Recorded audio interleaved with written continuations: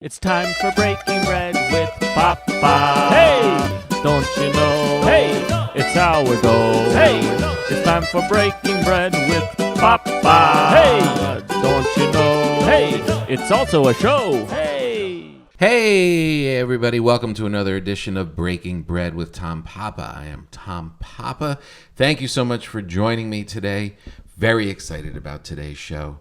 I really highly recommend that you get yourself some bread, maybe some jam, maybe some jellies, maybe some toast with butter, maybe an artisan pizza, because today, so lucky, we have Ken Forkish on the program with us. Who is Ken Forkish? Ken is one of my bread gurus. He is the author of Flour, Water, Salt, and Yeast, which is one of the best books on bread baking. I've been walking around preaching this book and sharing it with people on my YouTube channel, on the podcast, whole bunch of places. It's just such a well-written guide on how to bake bread. And I was lucky enough when I went up to perform in Portland a couple weeks ago. He is Portland-based. He has Ken's Artisan Pizzeria, which is the place where we met him, and Ken's Bakery. Two great locations, constantly, even now during the strange pandemic times, still cranking out amazing pizza and amazing breads out of this bakery and all these other baked goods. It was a treat. Look, if you were a musician and you were excited to meet a rock star, Ken, in his flour-covered jeans next to a big firewood oven, that is one of my rock stars. I'm so excited. He was really generous. He let me come and meet him at the pizzeria before hours. He even had some pizza on the side, and it was like this great New York style, but with an artisan twist is the best way to describe it. So good. I mean, if you're going to start off your day with breakfast, and it is pizza, some of the best pizza you've had in years, that's going to make for a really good day. Beautiful being in Portland, by the way. Despite what the news tries to paint of the strife within like a 2-block radius, the rest of Portland was so great. The food trucks, the people wearing masks, being kind to each other, just a nice flow, working at Helium Comedy Club for the weekend. It was all so delightful, and it really made me realize how the media can really twist things out of control for political means. This is a great, great community. I love being in that town. It was just humming along. The weather was beautiful. The people were beautiful. And to be able to spend a little time with Ken and dig into his story, and I hope I didn't geek out too much with some of the specifics about the dough and the bread. Some of it may be a little inside baseball, but for the most part, it's just a really cool story of somebody who finds a passion in their life, follows it, and has great success. So really a big thank you to Ken, and now I get to share it with all of you as we break bread with Ken Forkish. It's so funny that Walmart just the other day was like, yeah, everybody should wear masks. Yeah, what took you so long? I Damn it. know, exactly. And then it makes headlines, and now Target and everybody else, it was good. Oh, we'll do it too. But first we had a lot of 130,000 people die. Yeah, right. And then we'll actually, maybe there's something to this. It's so crazy. Well, it's so nice to be here. This is amazing. I'm a huge, huge fan. Thank you. There is something that happened. I started baking bread when a friend of mine introduced me to what sourdough starter was, just as a science fiction kind of a thing. I didn't know it existed. And I told my family about it. And my daughter, for Christmas, got one started in secret. She fed the flour and the water and got it going. That was my Christmas present. Nice. Which I always say was my That's actually the coolest Christmas present, because somebody made it. Nature had to activate. Yeah. It's not just going out and buying something off your list. No, I know. And I'll admit, I had to do some acting and act like I was excited to receive a bowl of goo on Christmas morning. I was like, oh, this is great. It's kind of like getting a puppy, though, because then you have a lifetime responsibility. Right, exactly. And you know what's weird about it? A friend of mine also gave me some starter, the guy who taught me about baking bread, it was through the La Brea bakery line, like apparently. And that one is pretty active, but hers is so active and strong. It really, there's something to it. You want to see mine? It's dominant. Yeah, I want to see it. Hold on. Hey, Franklin, can you bring one of those buckets of starter over here? I want you to take a whiff. Oh, God, yeah. This was mixed about 24 hours ago. 24? Yesterday afternoon, anyway. Right. And when it's had the lid on it, as soon as you take the lid off and you take a puff, you're going to get high. This is so cool. It's strongly alcoholic. Yeah, I can imagine.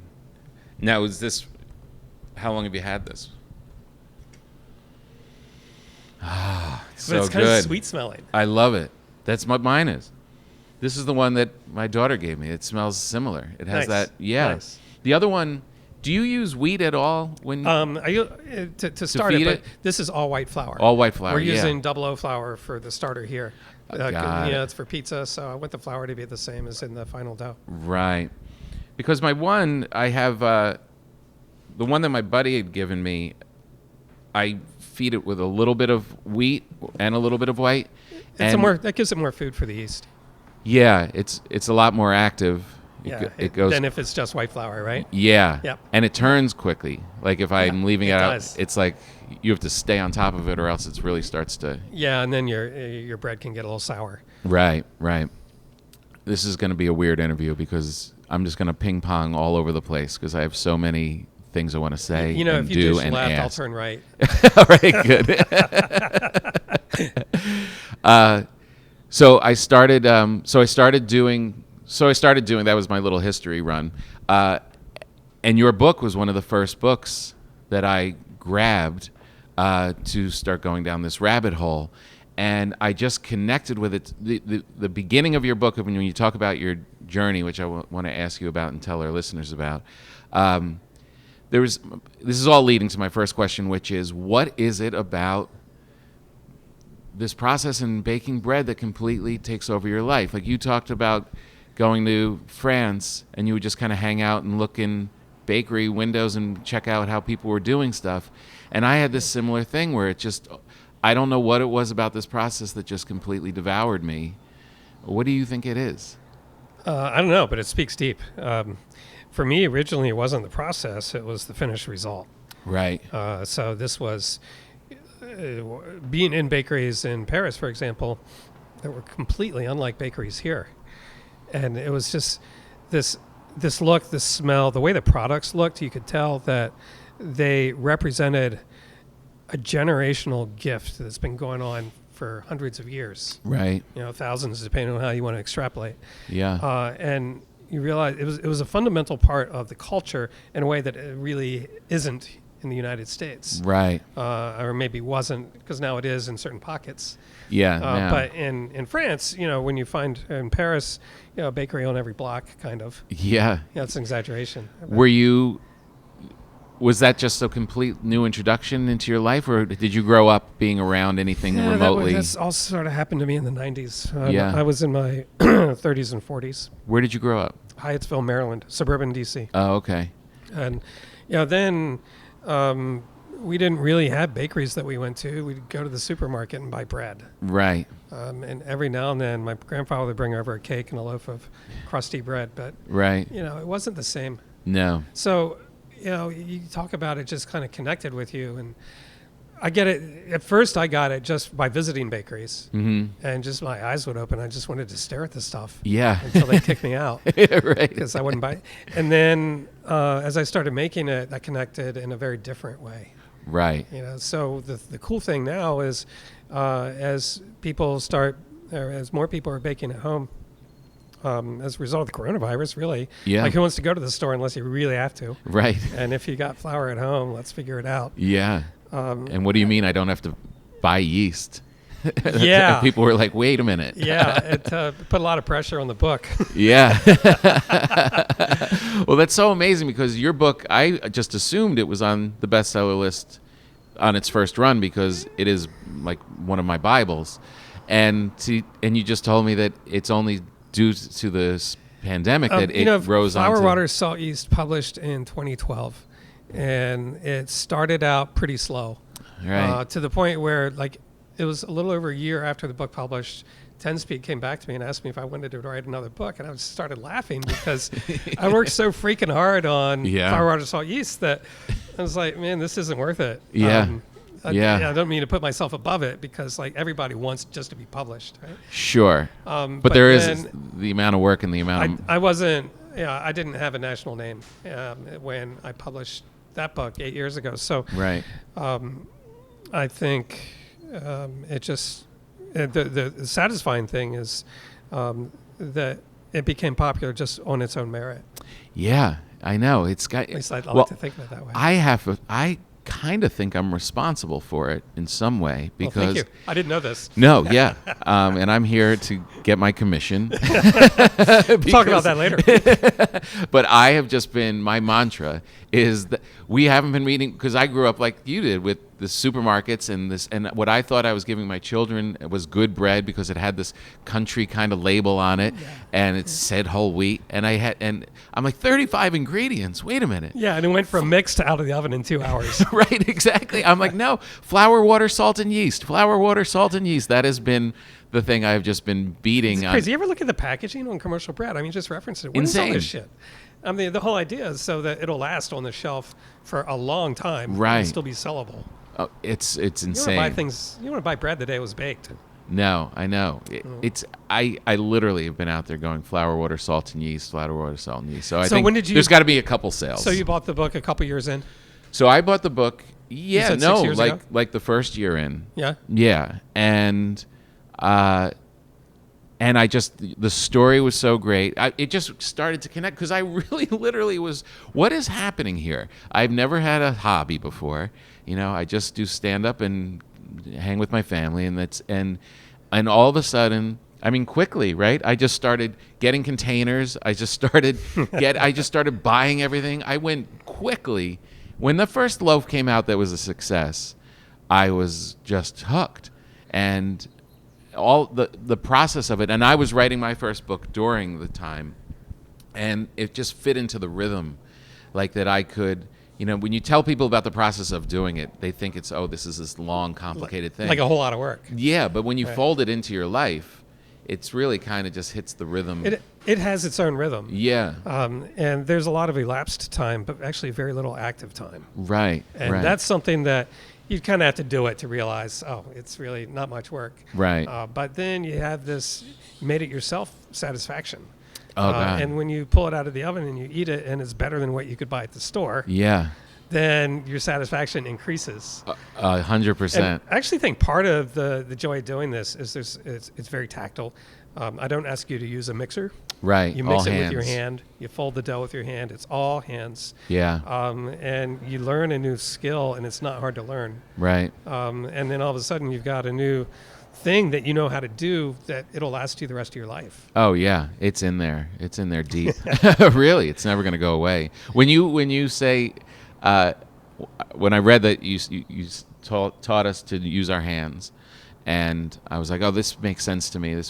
Is there other than just the feel of it, is there a reason? Like, is there a bacterial element to it? Is there anything that's kind of, or it's just for the process of doing it?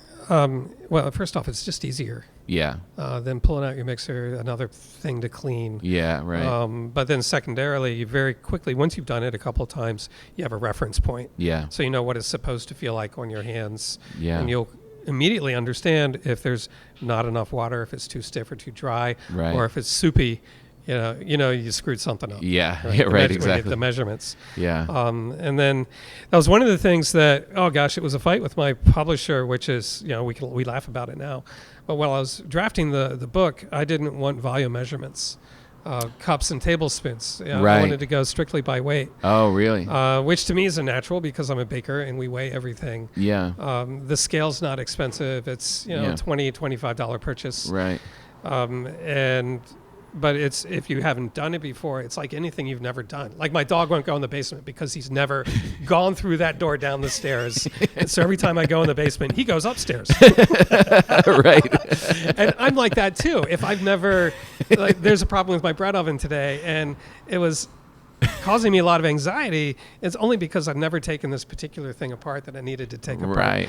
And with bread making, once you've done it, you go, oh, it's no big deal. Yeah. But if you've never done it before, it's like, yeah, I don't want to do this. Right, exactly. Oh God, the first time you try and shape bread that's pretty hydrated, it's a disaster because you're holding it and now it's sticking to your hand. Exactly. It's just, I know. And I literally, when I'm telling my friends how to do it, I was teaching my nephew how to do it. I'm like, just keep doing it. This thing that you think is so Exactly. complicated and sticky, you're going to it's going to happen. Yeah. It's going to be effortless. And ultimately, your hands just figure out how to touch the dough, how to move it, grab it, fold it, shape it, Yeah. without touching the sticky parts. Right. Yeah. Right. Exactly. You threw me for a loop actually the other day, like last week actually. I don't know why I never made the pan de campagne. Pan de campagna. Campagna. I can't say it. My daughter takes French, and I can't say. How do you say it? Well, some places would say campagne. Campagne. And then other parts they at the end. Okay, so I'm not totally. So I'll just say it's regional.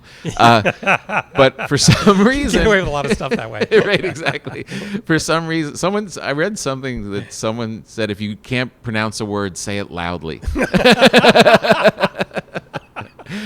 But I had never made that bread before. I don't know why. I made the That's a good bread. Saturday loaf. It's a really good bread, and I made it, but it was more hydrated, and it was a little. It was like you said, like all of a sudden there was a little bit of a new wrinkle to this. It was more silky and more, and a little tough to manipulate.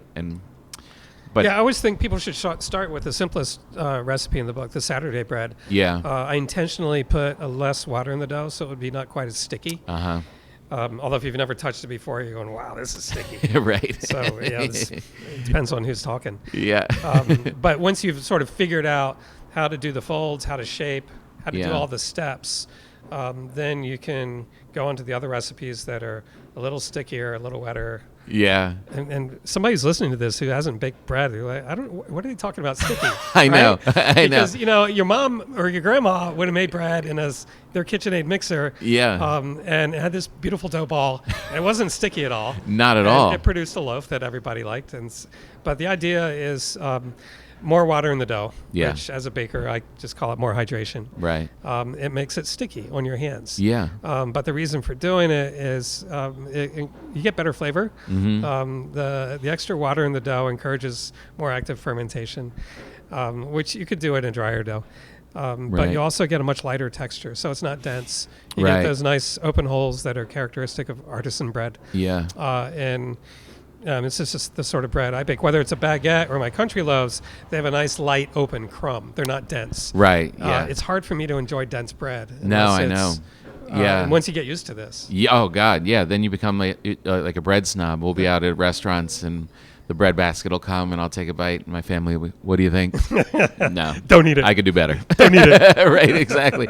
But man, that one that we made the other day, and then we just had some brie and some grapes, and we just ate that, and it was literally just as a little side thing to the meal. It became the meal, right? I mean, I've been baking bread for a long time, and everyone was like, what happened today? What is this? Oh, the thing I like about the pan de campagne recipe is it's a hybrid leavening. Right. So that means it has sourdough, but also has regular commercial yeast at the same Right. time. And I like the flavor. I love the character of sourdough breads. But even at my bakery, at Ken's Artisan Bakery, we put a little bit of yeast in that dough. Right. And it gives the volume and the texture that I like. If it's just pure sourdough, and I've Right. got some recipes for that, the volume of the loaf it doesn't come out quite as high. Right. It's a little bit more dense. It is funny because I started to look at it as like a badge of honor to not use commercial yeast. I used to think of it that way too. Yeah. If I'm a pure artisan, I Right. don't use yeast. No, I don't use that. Right. And my friend Pete, who bakes bread in that way, I was like, well, that's cute, but commercial, right? and then that recipe asked for it to use it, and there was a guilty pleasure of walking into Folded after an hour and seeing how much more much it's it had risen. Yeah. I was like, oh, maybe this isn't so bad. I prefer that. The other thing I like about those recipes is I set it up so that you shape your loaf and then you put it in the refrigerator overnight. Right. And then you bake it right out of the fridge in the morning. I love that. And it's a nice way to start the day. Yeah, because if you don't put it in the refrigerator, I was just going to over ferment. It'll. and it's just so loose. Like when certain recipes call for like just an hour in the basket before you throw it in, I find it hard to move it from that to the Dutch oven. Yeah. Right. Yeah. It doesn't like being in the refrigerator. Cold firms it up. Yeah. Let me ask you. I'm really interested in you as a person, but I have a lot of questions. Commercial yeast, fresh yeast, and dry yeast. Use the dry yeast. I found some fresh yeast Yeah. in this Italian deli, and I brought it home. And when I made that bread the other day, it was I used it, but it's kind of confusing because breaks out like clay, and it's almost so light that it doesn't really weigh. Like it's hard to get a good measurement. And then putting it in a little bit more water, I think this is why it was even more hydrated, because you're adding another 10 grams, 15 grams of water just. Yeah, right. Mixing that up. Yeah, because you're turning that cake of yeast into a slurry, so it'll mix. Yeah. Fresh yeast I used to use at my bakery a lot. I would use. We did 2 mixes in like 4 in the morning. One would be baguette, and one would be our ciabatta dough. Okay. And I'd do dry yeast for the ciabatta, and I use fresh yeast for the baguette because I knew it would just prevent me from mistaking which was which. Right. Because don't underestimate the ability of an early morning mind to screw it up. Yeah, I'd imagine. The fresh yeast is not as reliable as dry yeast. It's hard to find. Yeah. It has a limited shelf life, then it will go moldy. Yeah. So it's not really practical to put into a cookbook. First of all, because it's really hard to find. Okay. But you have a much more stability with the dry yeast. Right. Okay. And it'll perform more consistently. And I literally learned this yesterday, that you can throw it in the freezer and it'll last for like a year. The dry yeast. Mine's in a bag in the pantry. Yeah. And I was like starting to get suspicious because it's been about 6 months. It'll hold for a really long time. Yeah. I keep mine in the fridge. Right. I know other people that keep it in the freezer. Yeah. The fridge works fine. I buy those 1 pound bags. Yep. They cost about $12. They last me a year. Wow. And then Right. you don't have to worry about finding yeast at the store. And I like the one that you ask about because it's you tell people to it's buy. this here. Yeah. Because it makes it feel package. I recommend it in my book. It's SAF. You can find it online at the usual places you shop online, or if you don't know the King Arthur website, that's a viable alternative to the behemoth up north from here. Right. I like that. It makes it look like I'm a little French baker. It made me feel. It actually. It's a very French drawing. Yeah, it made me feel good about using it. I was like, oh well, it seems they do it. Do you wear a funny hat? No, but I have been thinking about it. Do you wear a hat? No. You never wore the hat? Well, if I wear a hat, it's a baseball hat. It's not a floppy French chef hat. Not the floppy one, but I like the one that's just kind of like a beanie. I took when I was learning how to bake. This was 20 years ago. Yeah. I took a pastry class at the CIA in Napa. And it was great training. It was a really good class, but you had to wear chef's coat, but you also had to wear a toque. And those things are just stupid. It's this cylinder you put on your head, and the higher up in the echelon you are, the taller it goes. For real? Yeah. So the head like chef, the Pope's got the biggest hat. Exactly. So the head chef has one that it's like a stovepipe. It goes way the fuck up there. And then the peons, they still have one but they're just like, what the hell is it doing? It's hilarious. I know. Well, it's traditional. I know. Yeah. It's like the dumbest thing to put on your head. I did this bakery for the Food Network in Queens, GM Piero, which is a really great spot if you're ever in New York. This guy, old school, all from starter, and he supplies all of these New York restaurants, but this really just old school Italian method and family. And those guys wore like Got a the lot of little places ones. like They that. wore the little Burger King ones. Oh, those are cool. Those are cool. Yeah. They made them look all right. Yeah. These tough Queens bakers, and they. I was like, Totally, who's going to argue with him? right, exactly. I So- love those, and New York has so many. Yeah. And especially in the neighborhoods. Yeah, I know. Really old school Italian bakeries. Yeah, and it's so funny because you walk in there as someone that's learning artisan baking, and I'm like, so, you ask them these questions that are so kind of crunchy and, crafty, and they're like, yeah, that's how we do it.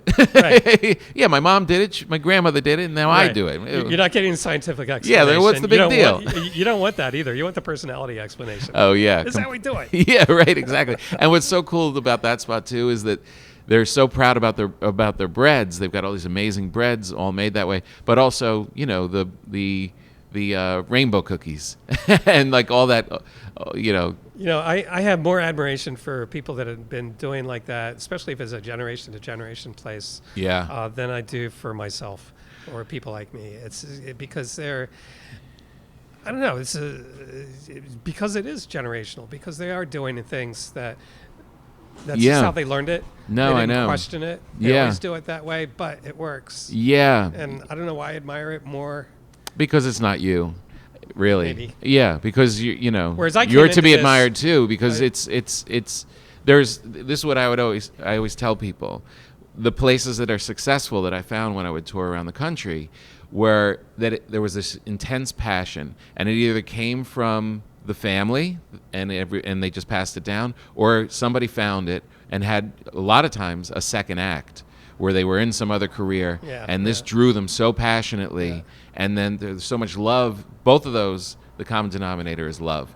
They really loved this process, this thing that they're making, and the people that come by. I think I loved it too much. Yeah? Because in my shop, like when things didn't come out right, it'd tear me up. Yeah. Still, 19 years later, it's still Really? it'd tear me up with the same intensity. Really? But it's still I always take it as a personal failing. It's not. Yeah. It's not. All right, you baker, why'd you screw this up? Right. Sometimes you think that. But Sure. For me, it's like, why didn't I instruct him how to do, or her, Yeah. how to do that? Well, the that's right way? well, Or yeah. oversee it. You can't love too much. That's great. That is great. The love is great. Yeah. It has a price to pay, So right, of course, Yeah. like any great relationship, you're going to be hurt. for sure. So what happens? You go to France. You're going to meet up with a girl, right? You had a girlfriend, Muriel, yeah. and that's what you just start poking around. You're looking at it. When do you make your first? When do you say I'm going to try and make this? It was probably around 98, 97 But how long from when you're How looking like a weirdo through the windows at these people for hours? to opening a bakery. That stretch was about 4 or 5 years. 4 or 5 years. And you decided, like, I'm going to just go. Where did you first learn it? Who was your first teacher? My first was Ian Duffy at the San Francisco Baking Institute. That's really Michel Suas. Okay. It's his school, and anybody who was teaching Michel's method Okay. technique. So the very first place I went was, it was 2 weeks of classes at the San Francisco Baking Institute. It was my introduction to Right? how to make artisan bread. And my first day, Wow. I go back to my hotel and go, oh my God, I don't think I can do this. Oh, really? It was intense? It was more that, we just mixed a simple dough that day. It was some classroom and then some hands-on. Uh-huh. And the hands-on stuff, I felt like such a klutz. And my fingers were sticking to a dough that today I would go, that dough was not wet. Right. Yeah. I was embarrassed and just felt, oh man, maybe this... Yeah. I actually wrote this in my book. I said I thought maybe this wasn't the career for me, but Yeah. the intensity of that emotion was pretty strong. Were you thinking career when you took that class? Yeah, absolutely. You were? I had already left my last career. Oh, wow. Which was IT, right? Yeah. So 19 years in tech. Right. And I really had just enough money to take like 2 years off. Oh, so you study, split before you learn. had the next gig? Correct. Oh, Yeah, I had some downtime. got it. Yeah, I So went through you're- a lot of stuff. Oh, yeah. Yeah, it was just a lot of things happened. I moved from D.C. to Oregon, to Eugene, where my family was. we'd all moved around in our lives and careers, and Right. Eugene had been for a while the center of gravity. And Right. I moved there, and then shortly after I moved there, I had a bad accident and broke my leg. Oh. I was going to build a bakery in my backyard that was, well, there were some bakeries in California that I admired, and they had wood-fired ovens in outbuildings on their property. Right. And they made great, beautiful rustic country bread, and they delivered it around town. Oh, wow. And that's really what I wanted to do. And so I bought this house with an outbuilding outside of Eugene, and was getting Wow. ready to build an oven. I filed for my permits, Right. and there was this big uprising in the community. They didn't want a bakery there. Oh, no, really? And the land use laws are difficult, and Yeah. so they argued the smell of baking bread every day would be a problem. And, Oh, yeah, just all this other I used stuff to that like was Eugene. Not rational. Yeah, I used to like going there. Yeah, Oh, that's terrible. Boo, the smell of fresh baked bread. Boo. I mean, it doesn't even seem real when I try to tell the story now. Like, No. I've separated the emotional side so long ago. God. I'm really happy that I ended up in Portland. But What made you choose that? Well, I lost the battle, so I Right. cannot legally turn my backyard into a bakery. Right. And so I just had to reboot the plan. I said, well, I got to do this somewhere. Yeah. And I took several months just trying to figure out where in the country, because it wasn't going to be Eugene. Yeah. At that point, I said, I'm out No, of here. you're not getting my bread. And it was kind of fun because I had enough time. Well, I had enough funding, I thought, to take my time. Right. And so I looked in places in California where the weather was nice. I looked back east in like Southern Maryland, Yeah. near where I went to college, and just wasn't finding the right place. Yeah. Finally, I was looking at a bakery that was for sale outside of Boston. And before I got on the plane, I bought a Best Places Portland book.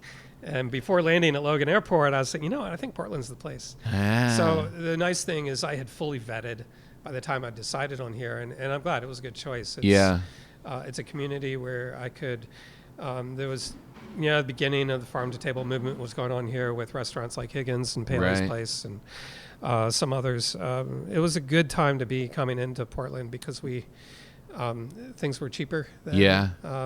It just was an early point in our evolution as what's now kind of thought of as a food city, but it wasn't Right. then. Yeah, that's so great. What great timing.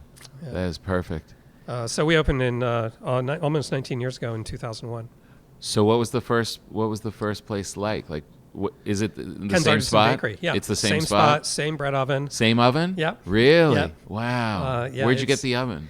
It was TMB Baking in San Francisco. The same guy, Michel Suas, who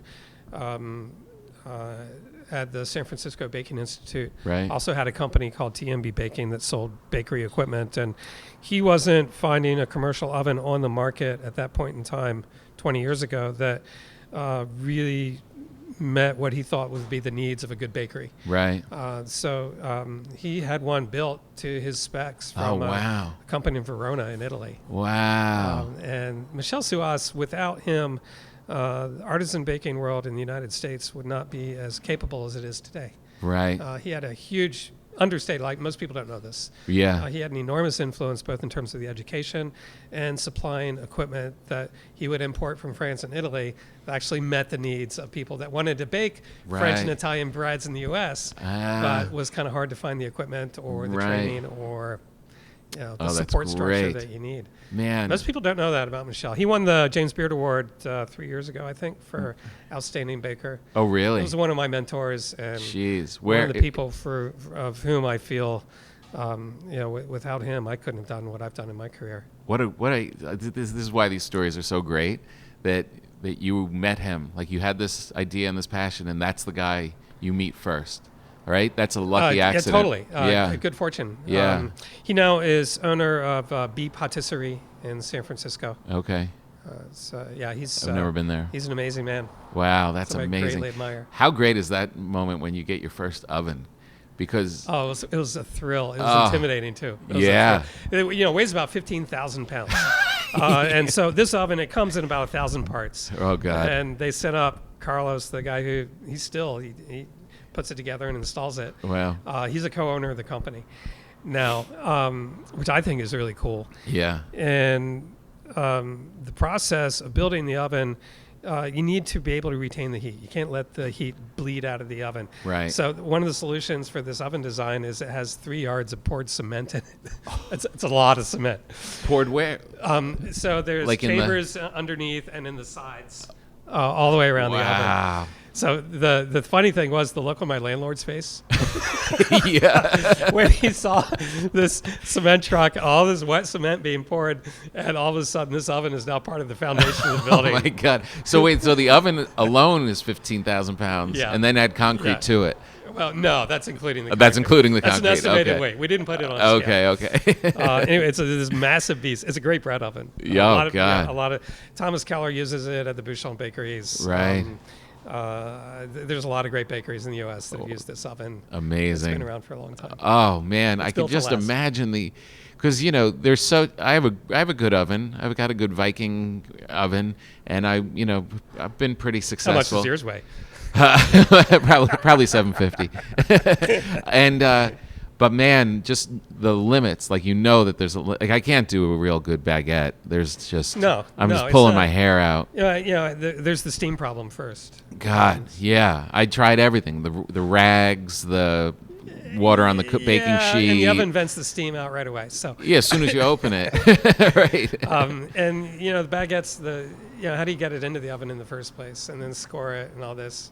So as soon as you build up the steam, you open the door to load the baguette, and the steam goes. Yeah. And so the only solution for making good bread in a home oven, whether it's a Viking range or a crummy apartment oven, is a Dutch oven. So you put basically it's an oven within the oven. And one of the advantages of having a lot of water in the dough, a wet, sticky dough, is that it allows it to create its own steam while it's inside the Dutch oven. Right, exactly. But to do baguettes or any bread outside of a Dutch oven is so hard. It's not going to work out very well. No, I even tried those metal. You ever see the metal perforated things? Yeah. I tried those. It but still then doesn't solve the steam problem. It doesn't solve the steam problem. It doesn't. You're and also the transfer of it, because it's this long thing. Like you could just slide it. Oh, and the idea going of sideways. Yeah, the idea of getting a real big boy oven. It must have been so great. Cranking out. Everybody wants me to write a book, a cookbook, with baguette recipes. I'm like, can't do it. Yeah. No, it just doesn't work out all that good. Oh, you're gonna take the starter? There it goes. That starter is going to be pizza dough. Oh, that's amazing. About 45 minutes. Yeah, no, you can't do it. Do you know Andy from Bub and Grandma's in L.A.? He's this great baker, and he's now supplying a lot of the L.A. restaurants and stuff, and just a great guy and really into it. But it was the baguette. He was on the quest for the baguette and couldn't nail it, and he had like a kind of a shitty just at home oven, and he started putting bricks in the oven. He was literally. This was a sign he had to go move on, because he was, you know what I mean? He wouldn't give it up. No, he wouldn't give it up, and he finally nailed it and was like, okay, I'm going to have to go get a real oven if I'm going to go do this. I mean, the baguette at my bakery, at Ken's Artisan Bakery, the baguette is something, our baguettes are good and take a lot of pride in them. And yeah. Actually, right now we're having an oven problem. Oh, you are? At my bakery, yeah. So. Oh, man. What's going on there today? Because my daughter's going to get her first haircut since quarantine. Like down the road from it. Oh my God, that's going to be awesome. Yeah, I remember mine. Did you have like a giant mop on your head? Yeah, I don't look like this normally. No, this is you look fine. Yeah, but is that long for you? This is long for me. Yeah. I had this huge mop, and anyway, when I finally got it cut, I just wanted to go dancing in the streets. I know, just so happy. It was so awesome. Yeah. I know. No, my oven is the burner's not firing. What is periodically off and on, and throughout the last 19 years, whenever that happened, there's a little burner control box. You push a reset button, or you replace the box, and we've done all these things, and it's still not. And so I feel really bad for my baker. He gets in at 11 p.m. Right. And he works really hard, and the job's hard enough as it is already, but when the burner stops firing, the oven temperature is dropping, and he has to continually stop what he's doing, push the reset button. Oh, God. Sometimes it works, sometimes it doesn't. And he's really nice about it. Yeah. And I'm like, man, I'm lucky I got you. Yeah. But we think that there's flour in the wrong place in where the gas flows. Right. In the mechanical works of it. Someone's I got gotta a get tech in over there now. Yeah, you do? I was in the middle of this, and then I'm like, oh, sorry, I got to go do an interview with Tom Papa. Yeah, I'd love to help. Bye, guys. So here we are. Oh, But good. part of You're me is welcome. like, this is part of my brain right now that's like totally stressing out. It's like, Right, and freaked out about the oven. I mean, the bread oven's not working or has a problem. It's just, oh, man. Well, let me ask you about that, challenging. because There's always, that is that's the thing. It's like you have this love, you go and you learn how to do it, you get a cool oven, you're like, this is great. But man, the one thing, and my brain like starts going down, like, what if I were to go into this, dip my toe into this as a business or whatever. But when I meet people that run bakeries, they work harder than anyone I've ever seen. yeah, you don't want to do this. It's So, no. like the opening chapter in Flour, Water, Salt, Yeast, I wrote my personal story, and part of me wishes I hadn't. No, it was good. Because it's, I don't know, you kind of open up yourself to the world. Sure. But at the time, I wanted to get the story out. But, the whole thing about, mechanical problems do happen. Yeah. And failures occur. And we had all kinds of weird-ass problems. Like the oven has steam, so you got to have a water line run to the oven. And there's a rubber hose that just kept, like, part of the hose would just inflate and it would burst. In the middle of the bake, there'd be this freaking flood and the water all over the floor, and you're just trying to get the good bread out. I just want to make Fucking bread. oven. Right. And you got to, like, stop what you're doing, shut off the water line, go grab a knife, cut off the broken part of the hose, Yeah. reassemble it, find the tools, all this stuff. And it's like And then, 4:28 in the morning, and the dairy guy comes in delivery and needs a signature, and you just, oh, man. Yeah. And now you're a plumber. You just want to make bread. See, I'm busy here. God. But yeah, I it's mean, just the stuff hours, happens. the hours, It's the so troubles, the problem solving, it's a lot. There's a lot of times when you have to problem solve in the middle of stuff going on. Yeah. And sometimes, you get on the phone because you need some help on the other end. And, Yeah. somebody's trying to help you, but there's too much noise and you can't hear them. Oh my God. Yeah. It's a hard way to make a living, and the hours suck. There's The no hours getting suck. around it. I have to go backwards. So we deliver to 3 grocery stores in the Portland area, Zupans. And basically, I need my delivery van to be out the gate by around 8:15 in the morning. Still coming out of Ken's? Yeah, but you have to time it backwards. Okay, the van's going to leave at 8:15. Right. That means everything needs to be loaded in. The bread has to be out of the oven but cooled. Then you have to bag up, 400 or 500 loaves. Oh my God. So you backwards into it, and you go, yeah, I guess the bread really does need to show up at 11 p.m. At 11 o'clock at night. It starts baking at maybe 3 a.m. Yeah. And it's So funny. when I was doing it, Yeah. we weren't baking as much as we do today. So this is 2001 to 2006 when I Uh-huh. did the early morning shift. Okay. I'd get in at either 3 or 4 a.m. depending on the day of the week. Right. But I still had to run the business. So, Sure. I'd work an 8-hour baker shift and then do other stuff. Yeah, you have to when be. you sleep, you go down hard. Oh God, yeah, yeah. You got to be up during business hours to deal with the business part of it. Yeah. But then you're doing a baker's hours. Yeah, it's the most demanding thing. So when I was writing that story, part of it is like a lot of people thought, oh, I want to be a baker. I want to give up this office job. And like, No. hey, have you been on your feet for 36 hours straight? It feels awesome. You would love it. No. I quickly learned this is some of the hardest work. You have to love it because there's no other thing that will fuel you Totally. through these hours. Yeah. And then I got to the point where I said, I can't do this myself anymore. Yeah. Or some of it was I don't want to. Right. Some of it was a combination of can't and don't want. Right. Yeah. But I still want my hands in it. So I want to Yeah. come in and roll baguettes or Yeah. I mean, because do those things. you also had I was baking pastry this morning. You were? Mm-hmm. Wow. What time? Oh, 9 a.m. Oh yeah. No, that's nothing. I'm 62 now, so Right. I leverage my age when I need to.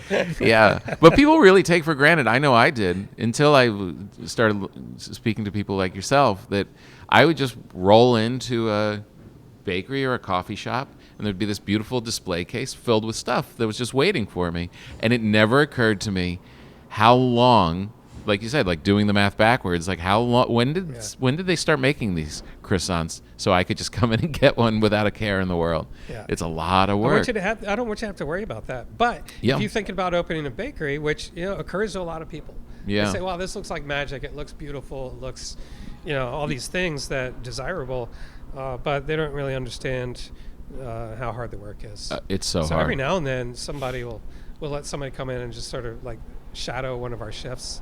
Uh-huh. I don't do it anymore, but I did it enough. Yeah. It busts a lot of bubbles. Yeah. Are you more of an? Watching you, reading your book, seeing your success, I can't tell, and maybe it's equal parts. Are you more of an artist head or a science head? I like to think that I'm both. Yeah. I definitely have an engineer's point of view. When Right. I have to break things down into understandable, replicatable units. Yeah. And I think that helps the way I explain it. Right. So Yeah. that it's codified. Right. And if it's codified, so that like there are a number of things that are judgment calls in baking, but it's overstated. If your flour is consistent, then I can codify everything in the recipe. Uh-huh. You know. Right. So consistency wasn't a problem because you had that science behind Consistency is it. always a problem anyway. Yeah. Still. But well, there's always a human factor. Mm. You've got a lot of things going on at once. Right. Or my idea of the perfect baking color is different from someone else's. Yeah. Let's I talk had a about color- that. Well, I had a colorblind baker for a while. No. That didn't come out until about 6 months in. But Actually, he boss, was- psych, I'm colorblind. No. That Don't explains you a lot, see man. what's wrong with this? No, I don't. I don't see that at all. Those shades of red that I've been looking for. Oh, no. No, but this is kind of an interesting thing So because science versus art. yeah. Okay, let's wrap. Yeah. Um, You have an artist side to you. yeah, because I totally feel the aesthetic side of it. Yeah. And I think it's a little bit different as the craftsperson than it is as an author. Right. Or as a manager. Right. It needs to be, here's how we do it. Yeah.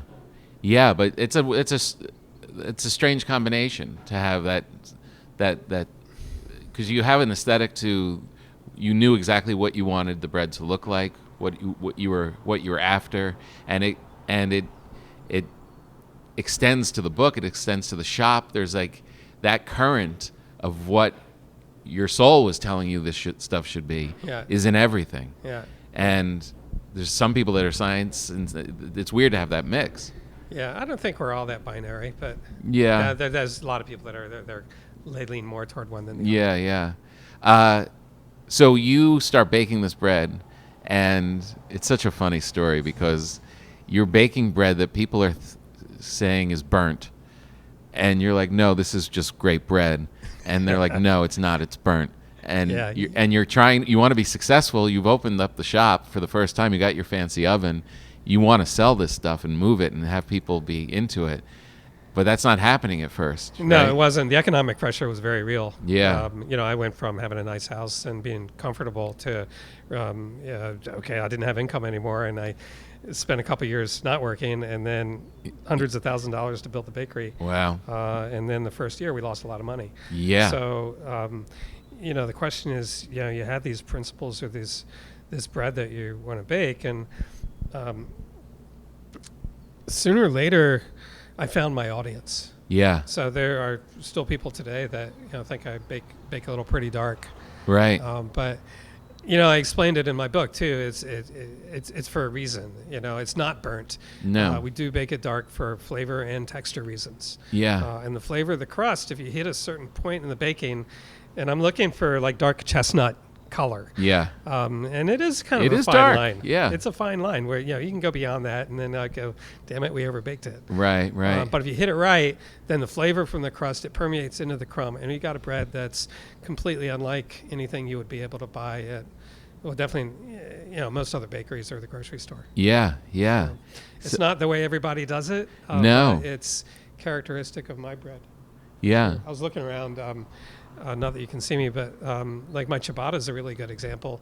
And the inside it's white. It's a white bread with Right. a really, really dark crust. Right. Right. So once you you're looking at a slice of it, it doesn't look dark at all. No. But when you're looking at the entire thing from the outside, From the outside, it freaked people it looks out. like we're just freaking crazy. Yeah, I know. Like, I- I started baking it and then posted it on Instagram and went to do a radio show, and it was like morning, like pretty brash guys that love to like bust balls and stuff to begin with.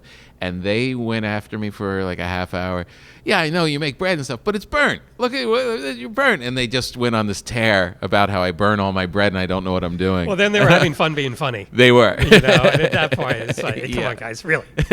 Yeah, but I could see. I mean, you must have been tempted a little bit, or not tempted. At least you knew if I just lighten this stuff up, maybe I'm selling more of this in the early days. I didn't have the emotional clarity or certainty that I have now. Right. And I call it emotional. It's experiential too. Uh-huh. So now I'm comfortable with myself and what I'm doing. Right. And I know it works. Yeah. But in my first year or two, especially the first year, I started asking other people who I had a couple of friends who were French chefs. I was like, hey, Philippe, is this all right? Yeah. Then it would depend on which French chef I'm talking to. Right. So yeah. I get it to my proudest moment was we were about 3 or 4 years old, and my friend Pascal's had a restaurant called Carafe, Pascal Sauton, and he had a dinner for Master French, or the Cuisinier Association of French Chefs. Oh, wow. I can't rattle off the name. Yeah. But say it loudly. Badass French chefs, lots of them. And they had a dinner at his restaurant, and someone starts shouting, "Who baked the bread? Who baked the bread?" They're all like pounding their tables. Who baked the bread? Wow, And no way. I just got up and I yelled, "I did!" Oh man, oh man. And that bread was dark. Yeah. And it was moments like that though that gave me confidence, because until I was a brand new baker. I'd never done this before. I was under the gun to make it work financially. Right. So I have the confidence now, but I didn't then. So it was hard. No, that's hard. That's I pretty hard. much stuck to my guns though. Yeah, no, I mean I see that in comedy too. It's like I had one of the weirdest comics in the beginning of my career. He was odd and people didn't get him, and it was just he would make these funny voices, and it was Jim Gaffigan. And he's one of the biggest comedians of the day, and he could have just sold out and not done what he was doing and just give the people what they wanted at that time. But he just stayed true to himself and had doubts and stuff, and it all worked out because there's something about that. What's that Ralph Waldo Emerson quote? Every heart vibrates to that iron string. Trust yourself. Yeah. Man, that's hard to do sometimes. It is hard. It is hard, especially when you got bills to pay. Yeah, exactly. Thank God I wasn't married, because I doubt that would have survived. Yeah, I know, exactly. Yeah. Just don't burn all your bread. Yeah, right. She's yelling Honey, at you. it's easy. I want to go on vacation. Would it kill you to just not burn your bread? Well, at least you had this experience. You got your balls busted about it too. Yeah, right, exactly. So one of the things that I have that I haven't really mastered from, can I make good pizza in my oven? Yeah. I can? Yeah, for sure. I'm struggling. So are you using my book? I am using your book. So what's the struggle? The struggle is the dough, I haven't nailed the dough. I think it's the dough. I don't know why it's a struggle, but and I also feel like when I do get the dough, I mean, we're using the 00 flour, and I haven't really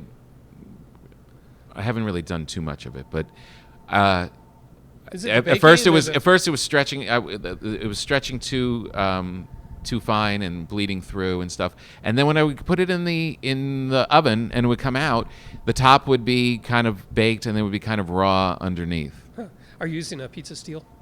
Yeah. So, and you're preheating the steel? Yeah. Well, one cracked.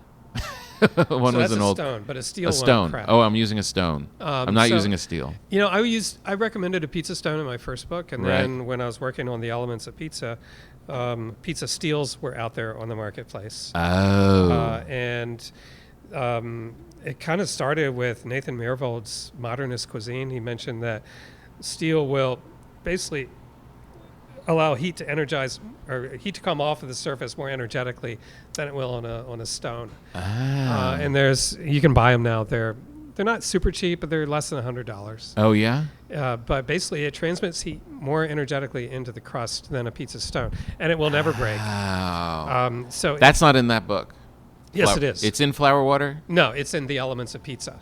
That's My Elements of book. Pizza. Yeah. Oh, I'm going by the old Yeah, I cracked it. I was like, oh man, maybe I just can't make pizza here. Yeah, the steel works better and it will last several lifetimes, I'm sure. Wow. Yeah. All right. So talk to me about the dough for pizza and how it differs from your bread doughs. I use the Italian way for mixing it, so I don't use the autolyse method. Oh no. Which, if you don't know, is you just mix flour and water and you let it rest for 20 minutes. Yeah. It's a standard technique for good bread baking, but you don't do that for pizza. They're different. Right. And the way they do it in Naples is flour, salt, yeast. Water, salt, yeast, and then flour. Water, salt, yeast, and then flour. Yeah. So you pour your water in a bucket. Right. You add salt. You dissolve it just with you swish it around with your hand. Right. You add the yeast, and then you add the flour, and then you mix it up.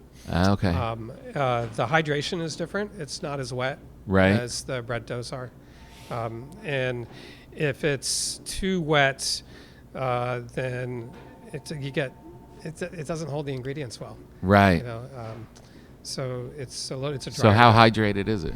I do 70% for the home recipes. That's still Here pretty. at my pizzeria, we do 61%. Okay. So the difference is the oven temperature. At home, if you've got a 500-degree oven, you want more water in the dough because it's going to take longer to bake. Got it. It'll take about 7 minutes. Right. Oh, really? Here, our pizzas bake in about 2 minutes. Right. And what happens in a wood-fired oven is you load the pizza into the oven, and the part of the pie that is close to the fire, close to the embers, 30, 45 seconds in, you need to turn it. Yeah.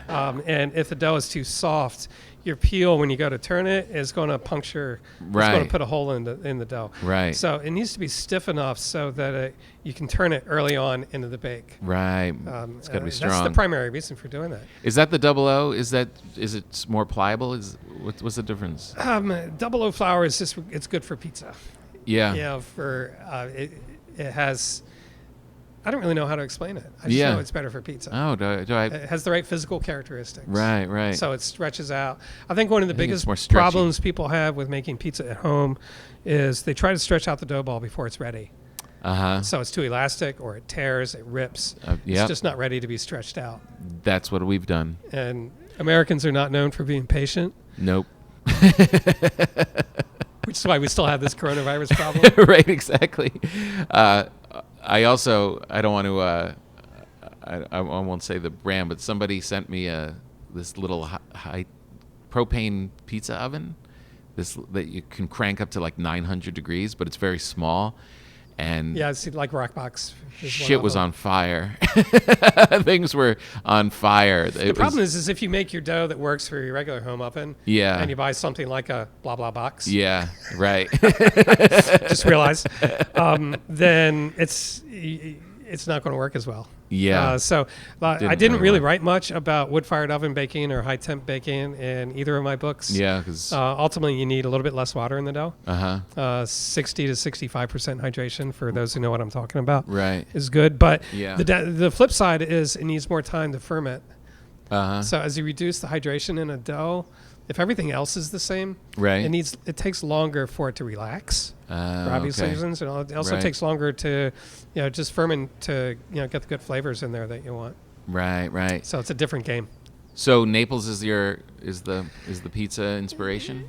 Totally. Pizza? Yeah. So when I started writing The Elements of Pizza, and that published 4 years ago. Okay. First thing, even though I'd owned this pizzeria for many years, it's like 9 years at that point. Right. I was like, I'm going to start at the beginning, and because I knew enough to know that there was a lot I didn't know about pizza. Even though I had a successful pizzeria, and I'd been making pizza for at that point 9 years. Wow. And so I went to Naples and just arranged some meetings with some of the top pizza guys in Naples, and then I also went to Caputo, the flour family. Yeah. And I visited Mozzarella di Bufala farm, which is so cool. Have you ever seen water buffalo? No. They're really cool. Oh, really? They're really cool. They're really curious. So they're like behind a gate, but like all of a sudden 100 water buffalo walk up and start staring at me. Oh, that's amazing. They're docile, but they're curious. Yeah. And the cheese, anyway, that was super Was that cool. cheese insane? It was insanely good. It was fresh when it had been made from milk that had been milked the day before. Oh my God. It's awesome. That'd have been amazing. Nothing like it. Yeah. Nothing like it. But yeah, I kind of got my ass handed to me because who is this guy? Like everybody I meet, you know, a lot of guys that were in their 50s, so they've been doing this for 40 years. Yeah. And everybody I met was like third generation. Uh-huh. So it's like, I've been making pizza my whole life. My father made pizza his whole life. My grandfather made pizza his whole life. So every time I'm talking to these people, I'm talking to 100 years of pizza history. Jeez. And in walks this American guy who's... I've been doing it for 9 years. Yeah, what do we call, we're co-opting their food culture, right? Right. Yeah, I'm one of them. Sorry. I like pizza, though. Yeah. And I just wanted to, like, go back to the source, you know? And So they just told me, okay, we'll be nice. We'll tell you how we do it. And they did. And I'm like, okay, I'm going to throw away everything I did working on this book, and I'm going to start over. Was it a big change from what they were telling you? It was kind of. Yeah. Because at the end of I feel like I'm a dough guy. Uh-huh. You know, like, I really get dough. I understand it. And my first book was all about how to make dough that makes great bread or makes good pizza. Yeah. And I had started working on new recipes for dough and stuff for the pizza book. And after I got home from Naples, I just tossed it all and started over. Right. Because I felt like, what's the point of doing this if I'm just going to, like, give it a little bit of hearsay but not really apply the principles? Yeah. And that's what made it a good book. Did it really change your product here? That took a while because here I had a chef who was not me back then. Uh-huh. Now this is all my pizza, all my food. Right. But I didn't really have the cultural. I'm responsible for it, but Uh-huh. I didn't have a team that was as into doing it, Right. making the changes that I wanted to make. Secret message received. They had a system that worked, Uh-huh. and yeah, the hard thing for me was I got a really successful pizzeria. We got people in a line every night of the week. Yeah. Why do I want to change anything? Right. And then, you know, part of me is saying, you know, it's that devil voice in the other ear, right? Yeah. Like, because, you know, you can make it better. Right. I'm like, okay, that's a good reason. I need a new chef. Right. He's going to be really mad at me. It's just not I'm not dissing anybody that's worked here. No, It's, of course not. But it's it the it challenge goes. of management when the Yeah. boss wants to change something you've been doing successfully for a long time. Oh yeah, it's a frustration. Yeah. So finally, I just had to do it at a point in time when we were between Right. kitchen leaders. Right. Right. So now, you know, now we're using levain in our pizza dough, and the baking time, we're baking at a much higher temperature, and we mix differently. There was no top it levain in the differently. dough before. Nope. Oh, wow. Interesting. No, I just started that a year ago. Or not even a year ago. This past year. Right. Man, I really feel like that's such a powerful, like, secret ingredient. Like, we're from New York and we live in LA and we just can't find good bagels. And I just started making bagels with the At home? starter. Yeah. You're boiling or baking? Yeah, boiling them and Yeah. baking them. And they were great. And I think it all just comes down to that we're using the levain. Oh, sure. It'll completely change the character. Yeah. Here I used it because we still use commercial yeast too. Right. So sort of, you know, kind of like the bread, but gives me the texture I want, but the flavor I want. Right. So I'm using all the tools in the kit. Why not? Yeah. Right. Of And course. the pizza here has never been as good as it is now. I'm super proud. And the kitchen team is like really enthusiastic about it. That's great. Whereas I've had other kitchen teams that they had something that worked and they Right. didn't really want to change it. Yeah, well, they probably took it personally too, because they're making it, they're doing it, it's successful. It's Yeah, like, here I am. I'm the boss. I'm not here every day. Right, right. And not every boss is like that, but Yeah, this time last year I had 4 restaurants, 110 employees. Now I've got 13 employees. right, 2 places open, 1 place is still shut. right. And it's a completely different world for me. Oh God, yeah. It's it. But it translates to having smaller, tighter teams. Was that because of the virus, or is that just? Yeah. Yeah. Well, different. My biggest restaurant, Trifecta Tavern, I sold. Oh, you did. And we closed December 31st. Whoa. And Good I feel timing. really bad for the new buyers. I because know, they it's- were open for a week and then had to shut down. Yeah, that's So tough. I feel but terrible for them. yeah, Personally, this just lets me go concentrate all my energy on my love, bread So- and pizza. And croissants. so I mean, you're really successful, really well known nationally. Is there temptation to sell out and put Ken's bread all across the supermarkets in the country? Like, I mean, you have an opportunity if you want it to be bigger.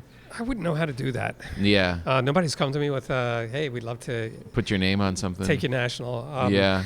Or even scale it down a little bit. You could I have 6 places around. I like the way I sleep right now. Uh-huh. I like being small. Yeah. I'm winding down. I'm near the end of my career. Uh-huh. So it's not. I don't have any more ambition to do things I haven't done yet.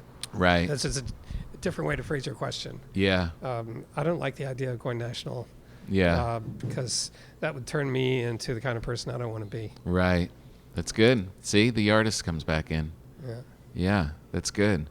Just keep these places and crank out really great stuff.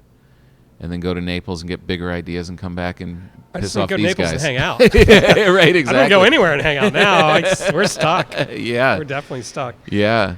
But it seems like you're kind of finding your way through this. I mean, we talk to a lot of people in food service that are, trying to do it the right way. And We're just, I feel really fortunate. Bakery and pizza adapt really well to a takeout environment. Yeah. It doesn't work for restaurants to do this partial seating thing. yeah. The margins don't really support it. Right. And it's like, how do you deliver the experience that you want to deliver? How do you deliver hospitality when you're wearing a mask? I know. And it doesn't mean I want to have a restaurant with servers that are not acting safe. Yeah. I wouldn't want to be a server in a restaurant right now, even if I was masked. Yeah. And so my goal was I reopened Ken's Artisan Bakery and Ken's Artisan Pizza with the smallest possible staffs. We keep our windows open. We keep airflow going. Right. And I intentionally am not going to grow because I don't want to bring any more people into the space. Yeah. We had one COVID scare at my bakery our second week after being open. My morning baker, his girlfriend's sister-in-law's husband. So it was like Right. 2 degrees of separation, but there was face-to-face contact and Right. So we shut him off for a week, and he got tested, and he was okay. Right. So we brought him back. But I've already had one scare. The more people I bring in, the higher the likelihood is. So Yeah. we came back with a model of really thin staff, but also really tight teams. Yeah. So That's great. it's running really well, and I'm really proud of the people, and So good. it's working. Yeah. Good job. Good on you. Well, I can't tell you how happy I really thank you for spending some time and to sit I was with totally me. stoked just to meet you and have you come in here. So Yeah, I mean, it's so This was a great. thrill. I know. The only thing is I'd love to give you a big hug, but I'll wait till next time. Yeah, though I have to wait till next time. For sure. All right. Thanks a lot. Thanks, man. Appreciate it.